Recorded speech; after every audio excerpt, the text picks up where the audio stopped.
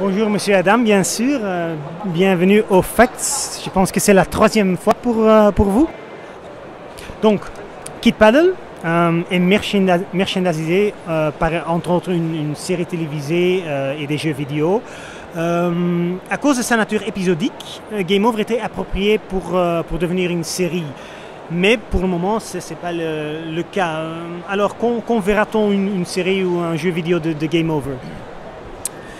Eh bien, pas tout de suite, dans la mesure où maintenant, donc, si vous êtes au courant, Kid Paddle et Game Over sont édités par Math Fabric, une maison d'édition qui a été créée par Midam, le créateur de Kid Paddle. Et donc, on démarre tout doucement. Et pour faire du dessin animé, il faut trouver des producteurs et ça prend beaucoup de temps. Donc, dans le meilleur des cas, Kid Paddle va reprendre en dessin animé d'ici 2016.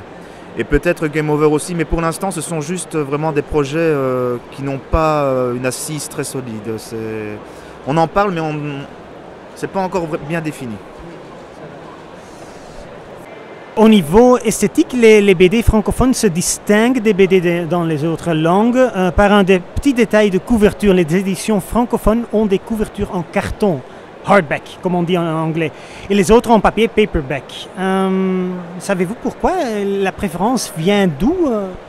Je n'ai pas d'explication bien solide, mais je peux, si on prend le cas de la Belgique par exemple, en ce qui concerne les éditions Dupuis notamment, c'est parce que le marché néerlandophone est moins porteur en termes de lectorat, donc ils préfèrent faire des paperbacks comme vous dites. Et je crois aussi qu'il y a une culture chez les francophones de collection de livres. C'est plus beau quand la couverture est un petit peu plus rigide. Parce que je vois que chez les anglo-saxons, c'est aussi du paperback. C'est moins. Les comics, c'est presque le papier de la toilette. Hein. Vraiment, oui, mais c'est parce que c'est pas la même culture. C'est comme les mangas, c'est pareil. Au départ, c'est de la lecture. C'est pas pour... pas péjoratif, mais c'est la lecture de gare. On achète ça dans une gare, on lit ça dans le train, et puis on sait bien que les mangas, les lecteurs le jettent quand ils sortent du métro. Tandis que dans la partie francophone de la Belgique, probablement néerlandophone aussi, je connais moins, en France, il y a vraiment la culture de bibliothèque. On a un beau livre, on le met dans la bibliothèque, donc je pense que ça vient de là. Je peux me tromper, mais je pense que ça vient de là. C'est vraiment pour les collecteurs, les gens qui aiment. Voilà, c'est ça. Il y a l'esprit collection. Beaucoup de titres des BD Game Over sont en anglais. Je pense que c'est un fait unique pour un BD francophone. C'est pourquoi? Alors, d'abord, il y a beaucoup de titres qui font référence à des films dans l'univers du cinéma. Et on essaie de toucher un maximum de monde. Bon, la bande dessinée est muette. Maintenant, il y a un petit peu de texte, mais vraiment très très peu. Mais on essaie vraiment on aimerait tellement que cette bande dessinée soit diffusée dans le monde anglo-saxon, aux États-Unis par exemple. Et donc c'est un bon moyen d'essayer d'ouvrir un maximum les possibilités vers l'extérieur. Et ça va pour le moment découvrir les États-Unis par exemple ou les marchés anglophones? C'est très difficile parce que c'est un marché très fermé. Bon, je ne suis pas, moi, je suis pas éditeur, hein, c'est pas moi qui fais ce travail-là, mais je sais d'après l'éditeur que c'est pas évident de pénétrer le marché. C'est un rêve qu'on a. Ça marche bien au Québec, mais bon, le Québec c'est dans la partie francophone du Canada évidemment. Mais c'est une porte ouverte sur l'Amérique, évidemment. On espère, mais pour l'instant, rien. Je pense que le fait que le BD est muet, c'est vraiment un plus, hein, parce que tout le monde peut le comprendre quand on a un peu de connaissance des jeux vidéo, bien sûr, mais normalement, tout le monde peut le comprendre. Ah ben oui, c'est pour ça, par exemple, que c'est amusant pour moi de venir ici, parce que, bon, on est à Gand. Mais bon, ici, il y a des gens qui viennent du monde entier. Hein. Il y a des Français, il y a des Anglais. Et ben, je vois des lecteurs. Parce que quand je vais dédicacer en France, par exemple, je n'ai que des Français. Ou que des Belges. C'est toujours le même petit monde qui se retrouve. Tandis qu'ici, je vois des gens que je ne vois nulle part ailleurs. Et ils lisent malgré tout la bande dessinée. Parce que comme elle est muette, eh ben, ils y ont accès. Donc, je trouve ça assez sympa. Le 7e album s'appelle Only for Your Eyes. Pas For Your Eyes Only. Vous aviez peur du copyright James Bond ou... Je ne sais pas. En réalité, c'est pas moi qui ai eu l'idée du titre, c'est Midam. Et je lui ai fait la remarque. Je lui ai dit, tiens, si tu veux faire référence au film de James Bond, c'est dans l'autre sens. Oui. Et puis ils n'ont pas corrigé et j'ai jamais vraiment demandé pourquoi. Donc peut-être que c'est pour... Mais je ne pense pas parce que c'est le copyright, si c'est un effet de citation, franchement je n'en sais rien, il faudrait que je demande. Je n'ai pas l'explication profonde. Pas de problème. Parce qu'il y a aussi par exemple le Sound of Silence, ça c'est une chanson de Simon & Garfunkel. Et je pense que ça c'est d'accord bien sûr parce que ce sont seulement 3 mots en ordre... Oui, c'est ça. Oui. Ça veut dire quelque chose en dehors d'être un titre. Oui. Mais For Your Eyes Only, je crois que c'est vraiment aussi...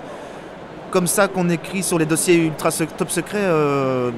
Je pense que c'est vraiment écrit For Your Eyes Only. Donc c'est une formule qui doit être dans le domaine public. Depuis quelques années, les lecteurs de Game Over peuvent vous envoyer leurs idées par le site officiel. Voilà, j'ai aussi ma contribution. Mais vous ne l'aimez pas, ou vos auteurs, vos secrétaires, pouvez-vous la critiquer en détail par exemple? Je veux m'améliorer bien sûr. Alors, il faut que je la lise déjà, parce que en réalité c'est pas moi qui fais ce travail-là, hein, mais je veux bien jouer le jeu.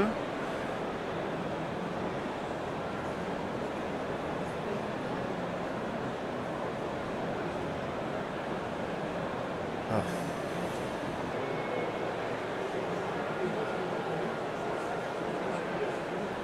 Donc si j'ai bien compris, il lance la console. Le Blork reçoit la console sur la tête, oui. Et il est fâché et il vient pousser le petit barbare. Alors, ce qui se passe dans le jeu, oui, j'ai bien compris. Et ça, vous l'avez envoyé et ça a été refusé. Oui. Bon, ben je ne sais pas.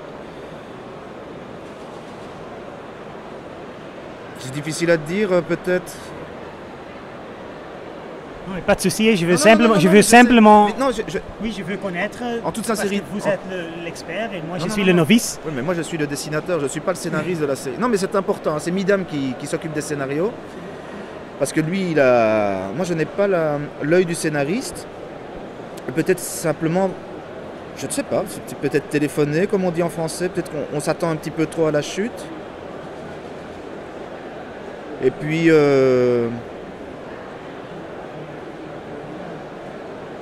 il n'y a pas peut-être, hein, je dis bien, de choses inattendues qui peut faire hurler de rire. Peut-être que c'est ce que je dis, c'est peut-être un petit peu trop téléphoné.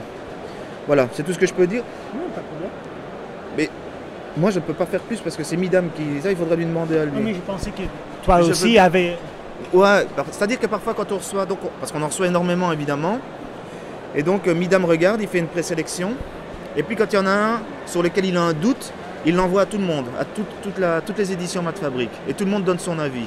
Et en fonction de ça, parce que chacun juge avec des critères différents. Et moi par exemple, quand je regarde un scénario, je me dis tiens, comment est-ce que je vais le dessiner? Et si ça m'amuse de le dessiner, je dis oui, c'est bon. Il y a Dimitri Kenes par exemple, donc, qui est aussi à la tête de Mat Fabrique, mais qui est plutôt directeur financier. Ah ben lui, il va vraiment... se dire tiens là ça ne fonctionne pas parce que telle ou telle chose. Donc chacun juge avec ses critères et puis en fonction de ça, soit il garde, soit il jette les scénarios. Mais il faut dire qu'on en reçoit énormément. Je crois qu'on en a près de 11 000. On en a reçu près de 11 000 et c'est terrible. La boîte mail est pleine tous les jours. Mais c'est bien pour nous parce que ça nous fait un réservoir d'histoire. On est optimiste. Parce que moi j'avais peur en commençant cette série, je me disais bon c'est répétitif, c'est pas facile de tenir longtemps avec ça. Et puis maintenant on en est quand même le 9e album va sortir, les 2 suivants sont sur les rails, donc ça marche bien quoi. Et c'est unique aussi, hein, l'idée ou l'opportunité des lecteurs de contribuer à son BD favori, sa BD favorite. Bon maintenant je pense que c'est moins novateur que quand on l'a créé, c'était il y a 3 ou 4 ans déjà. Et c'était le crowdsourcing, c'est comme ça qu'on appelle ça. Ça se faisait déjà dans d'autres domaines d'application. Et c'est Midam qui a eu l'idée de faire ça en bande dessinée. Et c'est vrai que c'est génial parce que moi maintenant, en séance de dédicace, il y a des gens qui viennent et qui me disent ah c'est moi qui ai dessiné, qui ai contribué. Donc les gens sont contents de voir parce que tous les crédits sont nommés. Hein, je veux dire, bon pas sur la couverture évidemment parce que sinon il faudrait. Mais donc tout le monde est cité et ça fait plaisir quoi. Les lecteurs sont un peu les auteurs aussi. Alors, une question très stupide. D'où vient le son blork-blork utilisé par les monstres, par les antagonistes? Simplement parce qu'ils s'appellent comme ça, les blorks. C'est pas moi qui les ai inventés, c'est Midam. Donc là, je ne suis pas dans la science de la création, la genèse des blorks. Mais c'est un mot amusant, quoi. Oui, bien sûr. Ça fait référence un peu à une onomatopée, blork, blork, voilà. Hier, à la FNAC de Bruxelles, il y avait le top 10 des BD, les meilleures ventes de la semaine. Numéro 2 était Cold Case de Game Over, alors, dont un marqué super crowded, c'est bon. Tu connais le numéro 1? Ça doit être Titeuf? Non, c'est 4.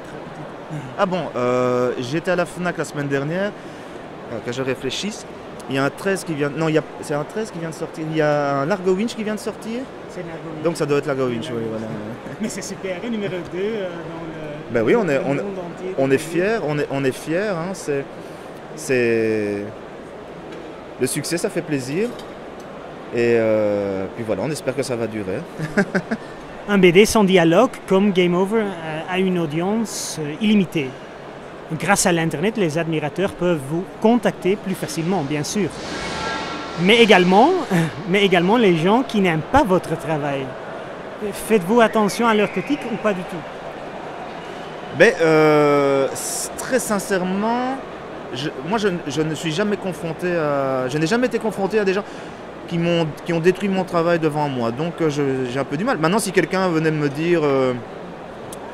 c'est pas bon, parce que évidemment que j'en tiendrai compte, dans la mesure où la critique me semble porteuse d'amélioration pour la série, parce qu'il y a aussi des choix qu'on fait. Ici, on fait un choix de bande dessinée tout public. Si un type qui fait une bande dessinée très underground vient me dire que c'est pas bon parce que c'est trop commercial, je vais lui répondre, écoute, c'est le choix que moi j'ai fait. Je ne vais pas me mettre à dessiner... avec un style underground, sinon la bande dessinée n'aurait plus du tout son identité. Mais voilà, sinon maintenant, je n'ai jamais été confronté. Évidemment, je travaille à la maison, je travaille dans les bureaux, et puis quand je viens en séance de dédicace, tous les gens qui viennent aiment forcément ce que je fais, sinon ils ne viendraient pas. Donc je ne suis jamais confronté à une critique négative. Ça ne m'est jamais arrivé jusqu'à présent. Je dis pas ça pour faire le malin, c'est la vérité. Hein. Vous avez des enfants? Oui. Et ils aiment le Game Over? Oui, oui, ils aiment bien, ils sont fiers. J'ai mon petit succès à l'école, c'est très gai. Le fan club de Voilà, tes le enfants. fan club, oui. Parlons de votre audience. Avez-vous en tête des exemples de courriers de fans, le plus vieux, par exemple, le plus exotique, les fans? Non. Non, parce que, donc, Midam, au départ de Game Over, de Kid Paddle, recevait beaucoup de courriers, et puis maintenant c'est géré par une secrétaire, et moi directement je n'en reçois pas. Donc je n'ai pas d'exemple vraiment que je pourrais citer. Bon, il y en a qui sont un peu farfelus. Midam m'a montré des lettres où il y a des gens qui ne doutent de rien et qui veulent un dessin de 3 mètres sur 2 en couleur. Vraiment, mais bon, les gens ne se rendent pas compte, et puis il y en a même qui sont, quand ils ne reçoivent pas de réponse, qui sont un petit peu menaçants. Il y en a certains qui sont vraiment très farfelus. Mais je n'ai pas vraiment d'exemple à vous citer comme ça. Non. Dernière question. Comment imaginez-vous la fin de la série Game Over? Le petit barbare gagnera-t-il finalement? J'espère qu'il n'y aura jamais de fin. Qu'il n'y aura jamais un vrai Game Over à la série, ça je l'espère. Oh, est-ce qu'il va gagner? Tout le monde me pose cette question-là. Excusez-moi. Non, Une mauvaise non, mais question. non, c'est pas qu'elle est mauvaise, elle va de soi. Vu qu'il perd tout le temps, tout le monde se dit, tiens, est-ce qu'un jour il va gagner? Ça m'étonnerait très fort, parce que ça serait fermer le chapitre Game Over, et je n'aimerais pas du tout que ça arrive. Oui, mais par exemple, 13, et après le 19e album, on savait finalement que c'était... Mais maintenant, la série continue. C'est possible de continuer avant un grand réveil? Oui, peut-être que au bout de 19 albums, ça m'en laisse encore une bonne dizaine. On peut faire un petit coup comme ça pour attirer l'attention, on verra bien. On verra bien. Mais c'est comme par exemple, il y a beaucoup de gens qui me demandent est-ce que le petit barbare va parler un jour? Non, il ne parlera jamais. Est-ce qu'il va gagner un jour? Peut-être qu'il pourrait gagner dans un gag si ça sert le gag. Donc il faut que ça soit... Il ne faut pas le faire gagner pour le faire gagner. Maintenant, si on peut trouver une manière de raconter une bonne histoire drôle et qu'en même temps il gagne, ben pourquoi pas, je ne dis pas non. De toute manière, je vous répète, les scénarios, c'est pas moi. Donc... Oui, je pense que c'est aussi très drôle que par exemple les consoles que Kid Paddle utilise, c'est vraiment très 90s. Maintenant, c'est bien sûr, on a le Xbox et le PlayStation 3, mais Kid Paddle toujours, il utilise comme les Sega et les Nintendo oui, de Kid 16 bits. Kid Paddle est né en 1993. Oui. Et il faut quand même bien se mettre en tête. Bon, d'abord, il y a l'identité graphique. Par exemple, si vous regardez tous les gags de Kid Paddle, il n'a pas toujours la même télévision dans sa chambre, il n'a pas toujours la même table de nuit. Et quand je demande à Midam, tiens, tu te rends compte que là, il me dit oui, ça m'ennuie de dessiner tout le temps la même chose, donc il change un petit peu. Parce que ce qui compte, dans le fond, c'est le ressort comique. Et bon, Midam n'est pas un gamer, moi je ne suis pas gamer non plus. Tout le monde me pose la question, est-ce que vous jouez beaucoup? Je dis non, moi je ne joue jamais, parce que si je jouais, je n'aurais pas le temps de dessiner déjà. Et je ne sais même pas à quoi ressemblent les... Bon, aussi maintenant les Xbox, ce sont des toutes petites boîtes de rien du tout. Mais bon, comment peut-on dessiner ça? Il n'y a plus de fil maintenant non plus. Oui, c'est ça, oui. Et le fil, c'est si nécessaire. C'est amusant à dessiner en plus, ça donne de l'expressivité. Et je pense aussi que le genre de petit barbare, ça n'existe plus parce que, bien sûr, il y a toujours des exemples, mais c'est vraiment le genre aussi, c'est vraiment des 90s, parce que c'est comme Super Mario, avec en 2D. On dit ça en français? 2D. 2D. Mais je pense que ça, c'est charmant de Game Over, que c'est vraiment une sorte de jeu ancien, mais oui, et pour les gamers, les vrais gamers, comme ma génération. Ça fait vintage. Oui, c'est très vintage. Et je pense que c'est pour ça que c'est vraiment super, par exemple, qu'un jour, on a un vrai jeu de Game Over, on peut vraiment utiliser le style des 90s. Pourquoi pas, mais bon, je vous dis, tout ça, ça prend du temps, parce que, bon... Et ça coûte cher, bien sûr. Et puis, pour l'instant, on est vraiment concentré. Pas oublier que Math Fabric est né il y a quelques années seulement. Et il faut que ça décolle, il faut que la société soit bien implantée. On ne devient pas les rois du pétrole en très peu de temps comme ça. On travaille beaucoup, on mise beaucoup sur les albums. Quand on était chez Dupuis, il y avait un Game Over qui sortait tous les 2 ans. Maintenant, nous en sommes à 2 par an, donc c'est quand même pas mal. On a sorti une bande dessinée qui s'appelle Greeny aussi, plus axée sur l'écologie. On fait des produits dérivés, donc il y a eu le Monster qui est sorti, il y a eu aussi Cherche Trouve, enfin bref. Donc avant d'avoir, parce que pour intéresser par exemple en matière de dessin animé les chaînes de télévision, il faut que le succès commercial, éditorial soit là. Et donc on va d'abord essayer d'envahir le marché un maximum. Et à ce moment-là, les chaînes de télévision, quand on leur dira, écoutez, voilà, on veut faire un dessin animé, eh ben, ils vont dire, ah oui, évidemment, c'est un gros succès, donc oui. Et pour l'instant, c'est un petit peu moins évident. Et puis, c'est la crise pour tout le monde, on nous le répète sans arrêt. Toujours la crise. On nous le répète tellement qu'on finit par y croire, donc voilà. Adam, merci beaucoup pour votre temps et bonne chance avec les futurs Game Over. Merci beaucoup. Oui, merci.